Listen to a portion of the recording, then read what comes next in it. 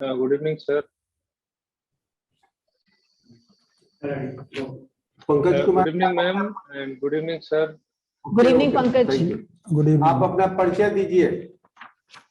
Sir, मेरा नाम पंकज कुमार है। मैं उत्तर प्रदेश के बस्ती जिले से हूँ।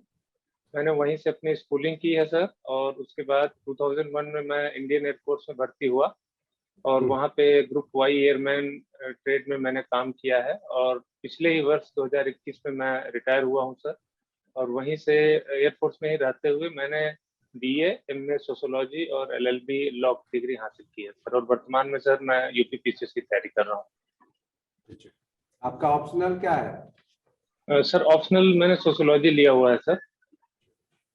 भारतवर्ष में कुल आदिवासियों की संख्या कितनी प्रतिशत है? आदिवासी समाज जो है, आपने सोशियोलॉजी लिखा है, कितने प्रतिशत 2011 के सेंसस के अनुसार आदिवासी है? सर मैं बिल्कुल श्योर तो नहीं हूँ सर, लेकिन करीब 3 पॉइंट समथिंग के आसपास है सर। और यूपी में सर 0.57% है सर यूपी में सर। सबसे अधिक आबादी किस आदिवासी समूह की? सर पूरे भारत में सर सबसे अधिक गोंड समुदाय की है सर, और उत्तर प्रदेश में सबसे अधिक थारू है सर। कौन एक आदिवासी भाषा है जो भारत के संविधान में शामिल है? सर संथाली है सर। कब शामिल किया गया? सर ये 1992 में हुआ है सर। ये अगर मैं थोड़ा सा कंफ्यूज कर रहा हूँ किया गया सर। 1992 या 2004? सर मैं थोड़ा सा सर कंफ्यूज हूँ। इसके साथ सर बोडो, संथाली, मैथिली और एक और भाषा सर सम्मिलित की गई थी। तो हो गया, ये बोडो हो गया, संथाली हो गया, डोगरी हो गया, मैथिली हो गया। 4 भाषा मनमोहन सिंह के रिजिम में आया था। ठीक है। Yes sir, yes sir. तो आपके विचार में एयरफोर्स में थे, तभी से आपके दिमाग में सिविल सर्विस चल रहा था? यस सर, मैंने वहीं से मैंने प्रिपरेशन शुरू कर दिया था सर। और कई बार मैंने दिया भी था। पिछले वर्ष मैंने 2020 में मैंने इंटरव्यू भी दिया था सर, लेकिन कुछ मार्क्स से रह गया था सर। आप तो एयरफोर्स में काम किए हैं सर। सबसे अधिक हमारे पास फाइटर्स प्लेन को रखने वाला कौन सा सेंटर है इंडिया में? सर सबसे अधिक फाइटर प्लेन्स अभी सर इस समय छिपा के रख सकते हैं? सर मैं एकदम सर ये पंजाब में कोई यूनिट है सर। जोधपुर में आपने काम किया है? नहीं सर, जोधपुर में नहीं, मैं जैसलमेर में रहा हूँ सर। 41 में जोधपुर कभी? नहीं सर, जोधपुर में पोस्टिंग नहीं रहा सर। जैसलमेर रहा हूँ सर, उससे जस्ट नियर बाई है। अभी जो है इंडियन एयरफोर्स में सर कौन कौन फाइटर प्लेन है? सर अभी इस समय सर रिसेंटली राफेल ने ज्वाइन किया है सर। और कौन कौन थे? सर? सर इससे पहले सर एलसीए तेजस है सर, जो शामिल किया गया है सर, जो इंडियन मेड है सर। और मिग 21 है सर। सर एलसीए तेजस सर, लाइट कॉम्बैट एयरक्राफ्ट तेजस। तेजस तो बहुत कम संख्या में, वो तो भारत में ही बन रहा है। आपके एयरफोर्स का राफाल को हटा दीजिए तो बैकबोन क्या है? सर बैकबोन सर सुखोई 30 है सर, मिराज 2000 है सर। सुखोई है, पहले से मिराज था। ये सर मिग 21 है सर, मिग 29 था। मिराज किस देश का एरोप्लेन है? सर मिराज सर ये यूनाइटेड किंगडम का है सर। सर जी वो भी फ्रांस से क्या है, जहाँ से आपको राफाल आ रहा है। अच्छा सॉरी सर, मैं थोड़ा सा मिस कर गया। मिग सुखोई दोनों रसिया से, ठीक है। और मिराज जो था शुरू से आपके पास है, अब तो धीरे धीरे रिप्लेस हो रहा है, वो भी फ्रांस से। अच्छा थैंक यू सर। अगर हमारा जो फ्रांस और भारत के साथ एयरफोर्स का एक्सरसाइज होता है, उसका क्या नाम?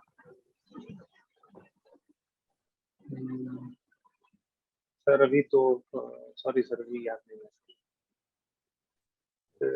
तो एक एक्सरसाइज सर रेगुलर होता रहता है सर, एवरी ईयर होता है सर ये। हमारे फर्स्ट नेशनल डिफेंस चीफ कौन बने थे? सर पहले नेशनल सीडीएस जो है सर विपिन रावत बने थे सर। उनके बाद किसी जनरल को विपिन बनाया रावत गया है? सर। उसके बाद सर अभी मनोज मुकुंद नारावणे जी हैं सर, जनरल मनोज मुकुंद नारावणे जी हैं सर, वही ये हैं इसके पहले क्या थे?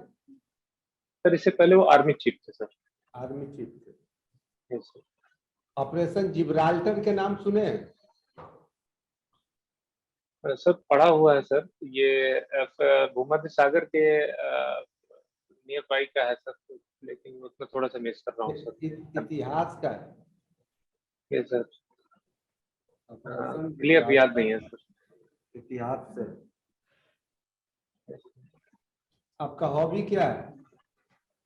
सर हॉबीज सर मैं म्यूजिक सुनता हूँ सर, कुछ पुराने और नए गाने भी सुनता हूँ सर, और योगा करता हूँ सर, और एक्सरसाइजेस, फिजिकल एक्सरसाइज में मेरा ज्यादा इंटरेस्ट रहता है। आप अपने व्यक्तित्व का 3 गुण बताइए यस सर। जिसके कारण उत्तर प्रदेश लोक सेवा आयोग आपको चयनित करे। सर पहला तो जो सबसे बड़ा गुण है सर वो है डिसिप्लिन है सर मेरे अंदर, और दूसरा है सर इंटेग्रिटी है सर, और तीसरा ऑनेस्टी है सर। जो मुझे ऐसा लगता है कि ये तीनों अगर मैं उत्तर प्रदेश की सेवाओं में रह करके और इनका प्रयोग करूंगा सर, तो मैं काफी अच्छा सर्विस देश को और सोसाइटी को दे सकता हूँ सर।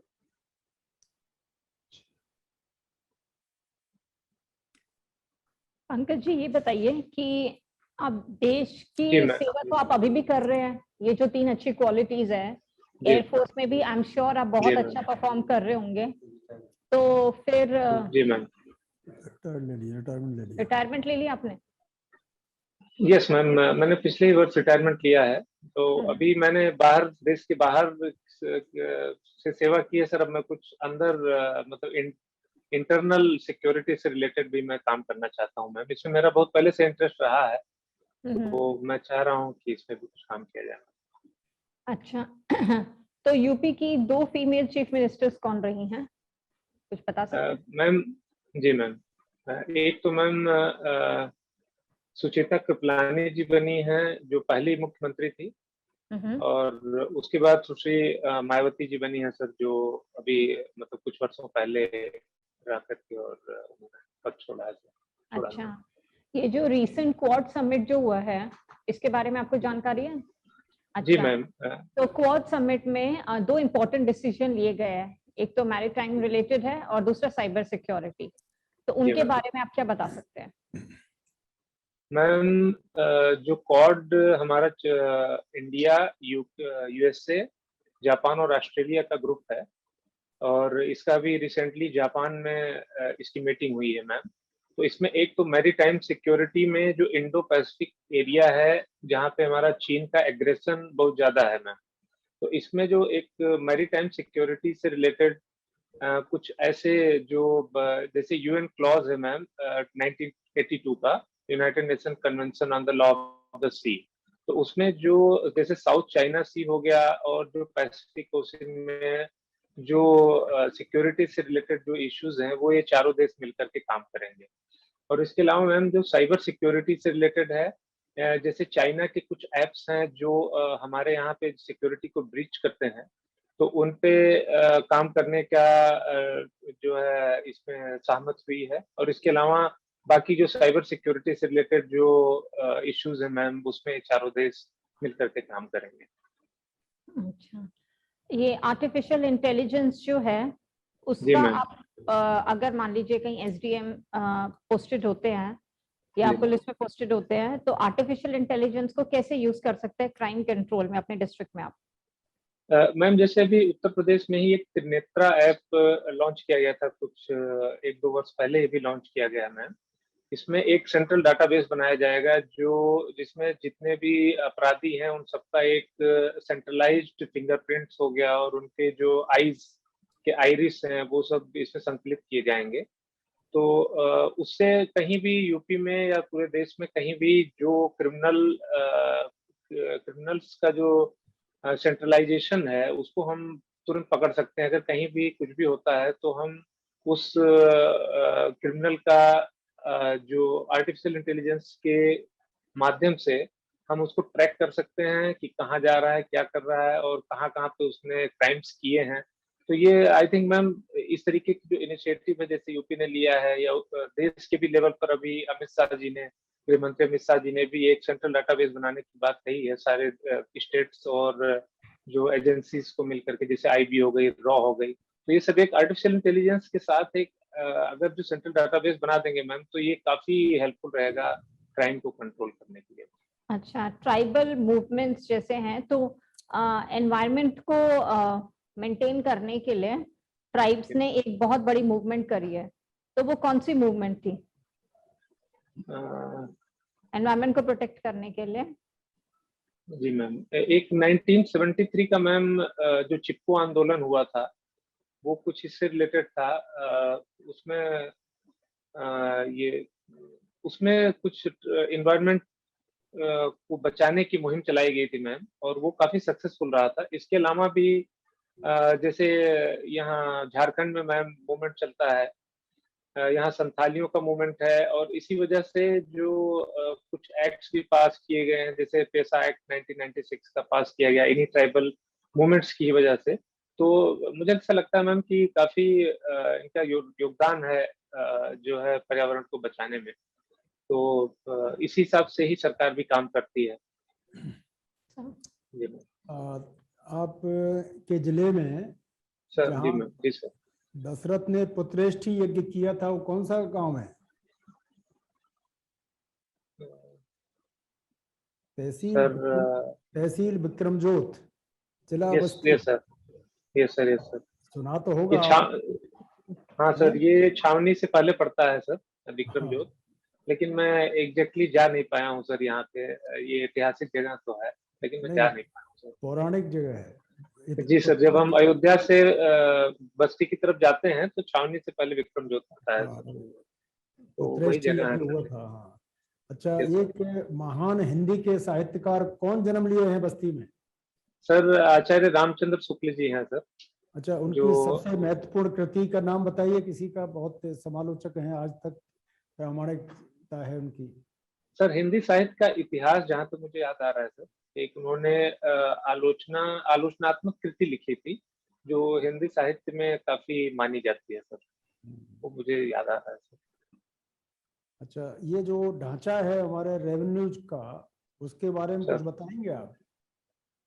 कलेक्टर हाँ, कलेक्टर से और नीचे लेखपाल तक कौन कौन अधिकारी आते हैं? सर सबसे पहले तो डिस्ट्रिक्ट कलेक्टर है सर। ठीक। और उसके बाद सर एडीएम है सर, एडिशनल डिस्ट्रिक्ट मजिस्ट्रेट है। हाँ। और उसके बाद सर एसडीएम है सर, जो सब डिस्ट्रिक्ट मजिस्ट्रेट है, सब डिस्ट्रिक्ट कलेक्टर है। उसके बाद सर नायब तहसीलदार आते हैं सर। तहसीलदार के बाद फिर नायब तहसीलदार आते हैं सर। फिर उसके बाद कानूनगो आते हैं सर। और उसके बाद लेखपाल और आई थिंक सर सबसे नीचे सर लेखपाल ही है। उसके बाद फिर ग्राम पंचायत अधिकारी जो राजस्व के तो नहीं होते लेकिन सबसे निचले लेवल के अधिकारी। चूंकि आपको वीआरएस लेने से पहले रिपोर्ट लगवाई होगी, आप इन सब के यहाँ गए होंगे, इसलिए मुझे मालूम था कि आप सब बता देंगे। अच्छा, ये बताइए कि जो विकास विभाग है उसमें उसका ढांचा बताइए, जिसमें पंचायत भी आती है साथ साथ, ग्राम विकास और पंचायत साथ साथ। सर अगर हम पंचायत लेवल पर देखते हैं तो जिला पंचायत है सर। और उसके बाद सर ब्लॉक पंचायत है, फिर ग्राम पंचायत है सर। और अभी जो सेल्फ हेल्प ग्रुप्स है सर वो भी जो ग्राम पंचायत है उसी के ही अंतर्गत वो भी काम कर रहे हैं सर। उसमें भी एक तो सर विलेज ऑर्गेनाइजेशंस हैं, क्लस्टर लेवल, उसमें भी एक ग्रुप बनाया गया है सर। तो यही है सर जो जहाँ तक मुझे भी पता है सर। ठीक है, पूछिए आप। पंकज जी, आपने कहा है कि आपका मोटिवेशन ज्वाइन करने का इंटरनल सिक्योरिटी में काम करने का है। Yes sir. तो आपने सेंट्रल आर्म फोर्सेस ज्वाइन करनी चाहिए थी, तब तो आपको वहां भी उतनी अपॉर्चुनिटी मिलती। Yes sir. फिर सिविल सर अभी जहाँ तक इंटरनल सिक्योरिटी का है सर, तो असल में मुझे फिजिकल थोड़ा सा इशू हो गया था सर 2005 में ही। तो उस वजह से मैं थोड़ा सा अभी इंटेलिजेंस एजेंसीज में मैं नहीं जा पा रहा हूँ, जैसे आईबी हो गई सर या रॉ हो गया, इन सब में मैं उतना प्रयास नहीं कर पा रहा हूँ। तो मुझे पैर में एक फिजिकल एक एक्सरसाइज के दौरान सर चोट लग गई थी, तो मेरा मेडिकल कैटेगरी डाउन हो गया था सर। तो उस वजह से मैं उस हायर सर्विसेज में सर उसमें नहीं जा पा रहा हूँ। मैं सिविल सर्विसेज में ही मुझे लगता है सर कि मैं जा पाऊंगा सर, इसमें काम कर पाऊंगा। अगर इस बार नहीं होता है तो क्या करेंगे? सर फिर से प्रयास करेंगे सर, क्योंकि पिछले वर्ष भी नहीं हुआ था, तो इस बार अच्छा प्रयास किया है सर, तो इस बार उम्मीद है सर कि हो जाना चाहिए सर। ग्राम पंचायत के जो इलेक्शन है उसका शेड्यूल और उसके रूल्स कौन बताता है? सर उसके रूल सर राज्य निर्वाचन आयोग के अंतर्गत आर्टिकल 243 आई है सर। उसके अंतर्गत हर 5 वर्ष में चुनाव होने चाहिए सर पंचायत के, और यदि पंचायत 5 वर्ष की पहले भंग होती है तो 6 महीने के अंदर चुनाव किए जाने चाहिए सर। यूपी में इस समय में कितनी ग्राम पंचायतें हैं? सर यूपी में इस समय 58,189 ग्राम पंचायत हैं सर। पंचायत सेक्रेटरी का क्या रोल होता है? सर पंचायत सेक्रेटरी का रोल है सर कि जो भी पंचायत के डेवलपमेंट से रिलेटेड जो भी काम है सर, जैसे एमजी नरेगा का हो गया, या जो अभी जल जीवन मिशन से संबंधित जो भी काम किए जा रहे हैं, जैसे सेल्फ हेल्प ग्रुप्स को जो फंडिंग की जा रही है सर, इस तरीके के जो भी पंचायत लेवल के जितने भी विकास के काम है सर, वो ग्राम पंचायत अधिकारी अपने उच्चतर अधिकारियों के साथ मिलकर के काम करते हैं सर। आपकी कमजोरियां क्या क्या है? सर कमजोरियां में मैं कहूँगा सर, तो अभी मैं थोड़ा सा कभी कभार इमोशनल हो जाता हूँ सर, वो मेरा एक वीकनेस है सर। और मॉर्निंग में सर उठने में मुझे थोड़ा सा लेट हो जाता है सर, क्योंकि लेट नाइट पढ़ाई लिखाई करता हूँ सर, तो उस वजह से थोड़ा सा लेट हो जाता है सर मॉर्निंग में। तो इस पे सर मुझे थोड़ा सा काम करने की जरूरत है सर, जो मैं काम करूँगा सर। तो अगर एकदम सुबह 5 बजे ऑफिस से फोन आ गया कि आना है तो आप सोए हुए मिलेंगे उस समय? 100% सर आ जाएंगे, क्योंकि मैं डिफेंस में रहा हूँ सर, तो हम लोग तो रात में 1-1, 2-2 बजे, और कभी भी जब वहाँ पे एक्सरसाइजेज होती थी तो हम लोग वहाँ पहुँच जाते थे सर। ये तो अभी जब थोड़ा सा तैयारी कर रहा हूँ सर, इस वजह से थोड़ा सा अभी उतना शेड्यूल नहीं हो पाया हूँ सर। लेकिन इमोशनल आपका होना तो सही बनता नहीं है। हाँ ये है सर, इस पे मुझे थोड़ा सा वर्कआउट करना है सर। इसके लिए मैं अभी योगा कर रहा हूँ सर, मेडिटेशन कर रहा हूँ, और कुछ और ऐसे एक्सरसाइजेस कर रहा हूँ सर कि जो मुझे मेंटल थोड़ा सा स्ट्रांग और अधिक बना सके सर। अच्छा, मेरा आखिरी सवाल, G7 और G20 में क्या डिफरेंस है? सर G7 विकसित देशों का संगठन है सर, और G20 विकसित और विकासशील दोनों देशों का संगठन है सर। G20 में G7 के सभी देश सम्मिलित हैं। G7 में sir United kingdom, France, Germany, Italy, Japan, USA और कनाडा है सर। ये जो है G7 में है सर, और G20 में ये सातों देश हैं, और इसके अलावा और विकसित विकासशील देश हैं, जैसे Bharat, Turkey, south Africa, Indonesia और चाइना, और इस तरीके के सर, और भी ऑस्ट्रेलिया, ये सब सारे कंट्रीज हैं सर जो जो जो G20 में है सर। तो दोनों का पर्पस तो अलग अलग है सर, लेकिन यह है कि G7 की क्योंकि सभी सदस्य देश G20 में हैं, इसलिए दोनों ही काफी इम्पोर्टेंट है सर वर्ल्ड के डेवलपमेंट के लिए सर। ये मुझे मेरा ऐसा मानना है। टर्की की किसी नदी का नाम बताइए। सर टर्की का नया नाम है सर तुर्की है सर, अभी रखा गया है सर। सबसे लंबी नदी? टर्की की सबसे लंबी नदी सर याद नहीं है, वहाँ एक वानगोलू झील है सर, वो मुझे केवल याद है सर, वहाँ की नदी तो याद नहीं है।